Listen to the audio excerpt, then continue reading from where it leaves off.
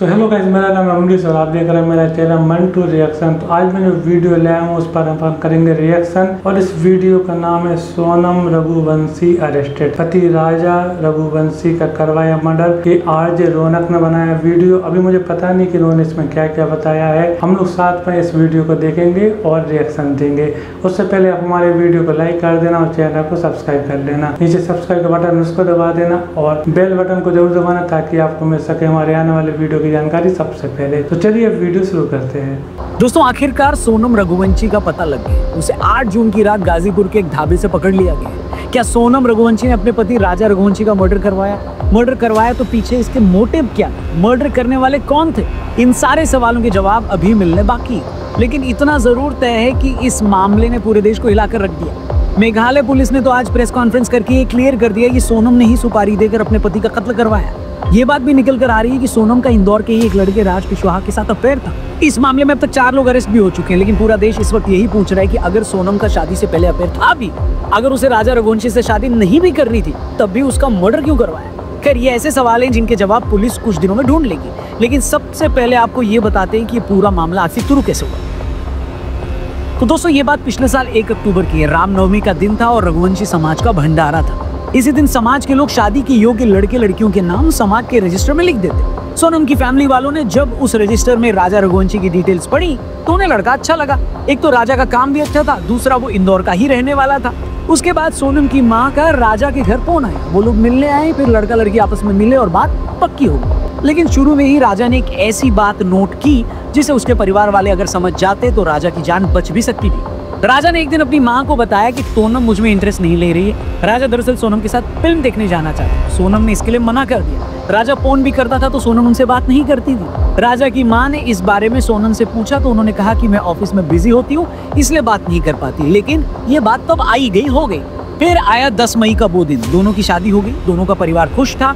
मगर यहाँ पर एक ट्विस्ट आया। राजा शादी के बाद कश्मीर घूमने जाना चाहता था, लेकिन पहलगाम हादसे के बाद वो प्रोग्राम उसे टालना पड़ा। लेकिन तभी सोनम ने बिना राजा से पूछे मेघालय की टिकट करा दी। जब सोनम ने ऐसा किया तो राजा भी हैरान हुआ। उसने अपनी माँ को बताया कि सोनम ने मेघालय की टिकट कराई। इसके बाद राजा को न चाहते हुए भी मेघालय जाना पड़ा। दोनों पहले बेंगलुरु से कनेक्टिंग फ्लाइट लेकर 20 मई को गुवाहाटी पहुंचे। वहां मां कामाख्या के दर्शन किए। फिर 22 मई को सुबह गुवाहाटी से मेघालय निकल गए। शिलोंग पहुंचकर चेरापूंजी के पास एक होम स्टे में चेक इन किया। उसी दिन स्कूटी लेकर आसपास घूमने भी निकले। और फिर आया 23 मई का दिन। 23 मई को सुबह 5:30 बजे इन्होंने अपने होम स्टे या होटल कह लें उसे चेकआउट कर दिया। ये देखकर होटल वाला भी हैरान था कि इतने सुबह चेकआउट कौन करता है। फिर इसी दिन ये लोग चेरापूंजी से 330 किलोमीटर दूर एक वाटरफॉल देखने निकल गए। वो भी तब जब उस जगह पर कर्फ्यू लगा हुआ था और जिस रास्ते से ये गए वो बहुत ही टेढ़ा मेढ़ा रास्ता था। अब जिस दौरान ये लोग वाटरफॉल के पास जा रहे थे तभी सोनम की सास का भी फोन आया। सोनम ने बताया कि हम एक वाटरफॉल के पास गए थे, यहाँ खड़ी चढ़ाई है, हम एक कैफे के पास रुके थे। जिस दौरान ये बातचीत हुई तब दोपहर के 1:30 बजे थे। इसके बाद दोपहर 2 बजे राजा के घर वालों ने फिर से फोन किया, लेकिन तब राजा का फोन स्विच ऑफ है। सोनम से बात करने की कोशिश की मगर उसका मोबाइल भी बंद था। दिन में दोबारा बात करने की कोशिश की गई तब भी फोन नहीं लगा। इस पर राजा के घर वालों को घबराहट तो हुई, लेकिन उन्हें लगा कि पहाड़ी इलाका है, हो सकता है नेटवर्क न आ रहा हो या उनका मोबाइल स्विच ऑफ हो गया हो, इसलिए उस शाम उन्होंने उतना पैनिक नहीं किया। फिर 24 मई का दिन आता। राजा के परिवार वालों ने फिर उन्हें कॉल किया। अब फिर से उनका फोन नहीं लगा। अब इन लोगों को टेंशन हुई और फिर उन्होंने राजा और सोनम द्वारा जो उन्हें पिक्चर्स भेजी गई थी उसमें एक फोटो में दोनों किराए की स्कूटी पर दिख रहे थे। उस स्कूटी पर उसके ओनर का नंबर। राजा के भाई ने उस पर कॉल किया तो स्कूटी वाले ने बताया कि हाँ, इन लोगों ने मुझसे स्कूटी ली थी लेकिन ये अभी तक स्कूटी लेकर वापस नहीं आए। ये सुनकर सोनम और राजा की फैमिली वाले और घबरा गए। अगले दिन सोनम और राजा का भाई फ्लाइट पकड़कर गुवाहाटी के रास्ते शिलोंग आ गए। राजा के भाई ने शुरू में बताया कि जब उन्होंने शिलोंग पुलिस से कंप्लेन की तो उन्होंने ज्यादा सीरियसली लिया नहीं। फिर सोनम और राजा के घर वालों ने इंदौर कमिश्नर से इसकी शिकायत। फिर इंदौर पुलिस ने मेघालय पुलिस से बात की। मामला मध्य प्रदेश के मुख्यमंत्री मोहन यादव जी तक भी पहुंचा। उसके बाद मामले में तेजी आई। मेघालय पुलिस ने स्टेट डिजास्टर रिलीफ फोर्स समेत इंटेलिजेंस की टीमों को सर्च ऑपरेशन में लगाया। सबसे पहले इन्हें इन लोगों की एक लावारिस स्कूटी की शिकायत मिली। पता लगा कि ये वही स्कूटी है जो सोनम और राजा ने रेंट पर ली थी। जांच आगे बढ़ी तो पुलिस को एक बड़ा सुराग हाथ लगा। एक लोकल गाइड ने बताया कि उन्होंने सोनम और राजा को अपनी सर्विस ऑफर की थी, लेकिन उन लोगों ने कोई और गाइड ले लिया। मगर तभी गाइड ने एक ऐसी बात बताई जिसे सभी को हिलाकर रख दिया। गाइड ने बताया कि उन दोनों के साथ 3 लोग और थे जो उनसे हिंदी में बात कर रहे थे। अब मेघालय जैसी जगह पर तो कोई हिंदी बोलता नहीं, कोई लोकल आदमी टूरिस्ट के साथ हिंदी में बात करता है तो उसके डायलेक्ट से पता लग जाता है कि वो लोकल है, लेकिन गाइड ने बताया कि नहीं, वो 3 लोग लोकल नहीं थे। फिर ये भी पता लगा कि आखिरी बार जब सोनम अपने हस्बैंड राजा के साथ वाटरफॉल की तरफ जा रही थी तभी सोनम पीछे थी और वो 3 लोग राजा के साथ आगे थे।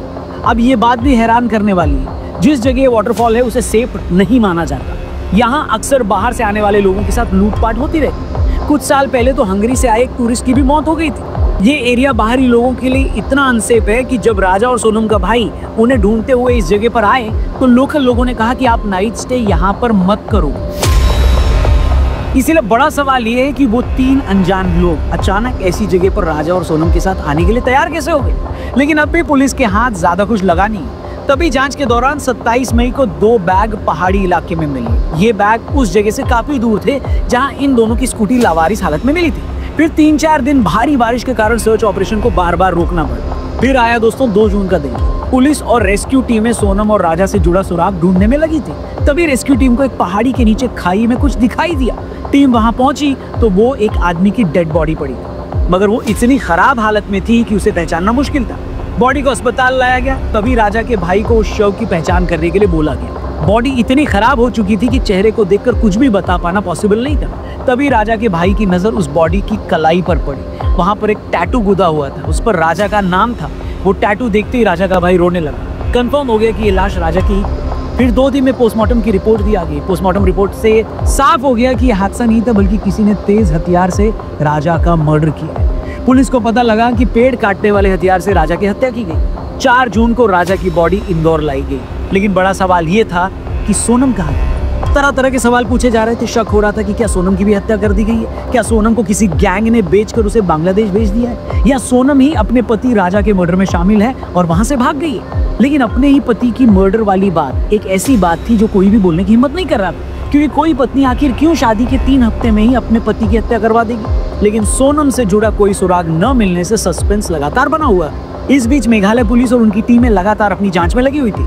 मेघालय पुलिस को अपनी जांच में पता लगा कि सोनम के पास एक नंबर और था और मोबाइल टावर और कॉल डिटेल से पता लगा कि उसी लोकेशन से इंदौर फोन किए गए। ये अपने आप में एक बड़ा सबूत था। इसके बाद मेघालय पुलिस ने एमपी और यूपी की पुलिस के साथ मिलकर दोनों ही स्टेट में अलग अलग जगह छापेमारी करके 4 लोगों को पकड़ लिया। इनमें राज कुशवाहा और विशाल चौहान को इंदौर से पकड़ा गया, आकाश राजपूत को इंदौर के पास से और आनंद कुर्मी को बीना से गिरफ्तार कर लिया गया।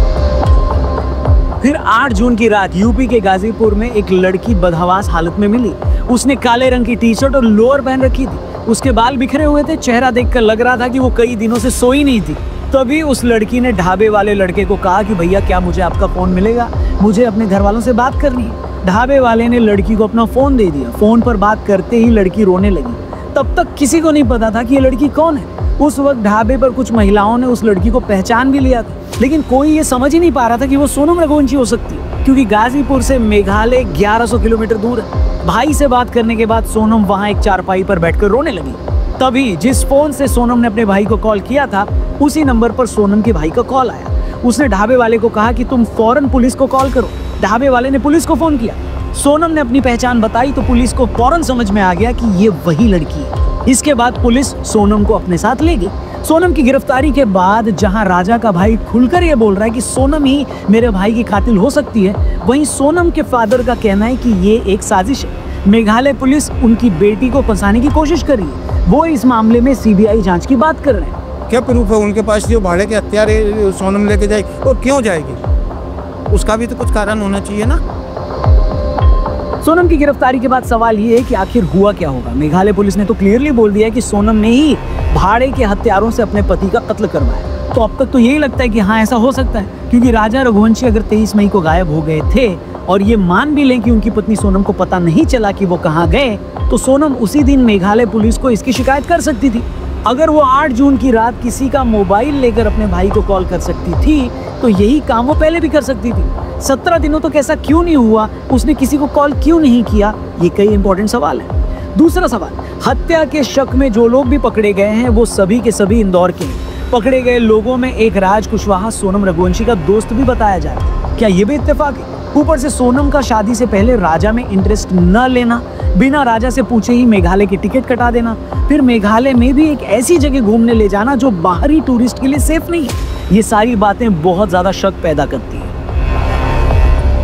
लेकिन एक बात जो हर किसी को हैरान कर रही है कि भाई अगर सोनम का कहीं अफेयर था भी और वो शादी के लिए तैयार नहीं भी थी, तब भी उसे अपने पति का मर्डर करवाने की क्या जरूरत थी?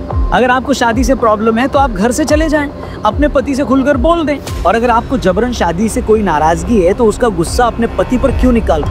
उस बेचारे ने क्या बिगाड़ा था?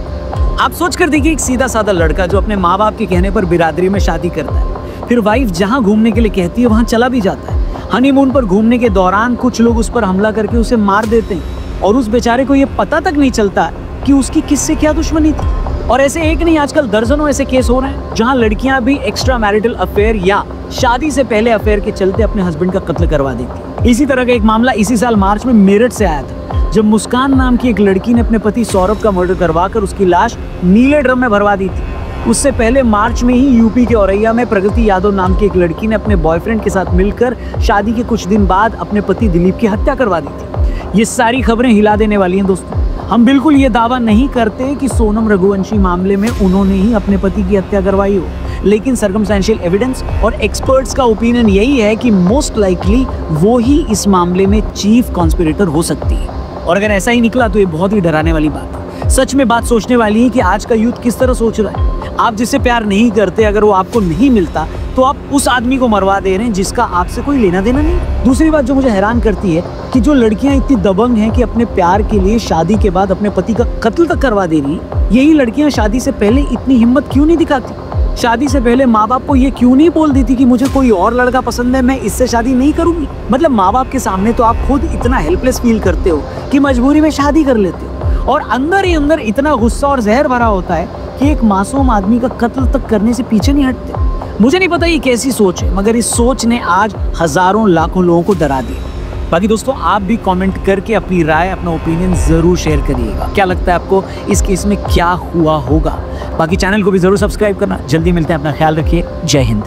तो भाई वीडियो बहुत ही ज़्यादा खतरनाक था। कैसे कैसे लोग होते हैं यार दुनिया में, आप खुद देखिए, है ना। आपको वीडियो कैसा लगा कमेंट्स करके जरूर बताइएगा। आरजे रौनक ने इसको काफ़ी अच्छे से डिटेल में बताया है। अगर आपको वीडियो अच्छा लगा हो तो वीडियो को लाइक करना, चैनल पर ना हो तो चैनल को सब्सक्राइब कर देना, नीचे सब्सक्राइब का बटन उसको दबा देना और बेल बटन को जरूर दबाना ताकि आपको मिल सके हमारे आने वाले वीडियो की जानकारी सबसे पहले। चलिए अभी के लिए इतने, अगले वीडियो पर मिलते हैं, तब तक के लिए बाय।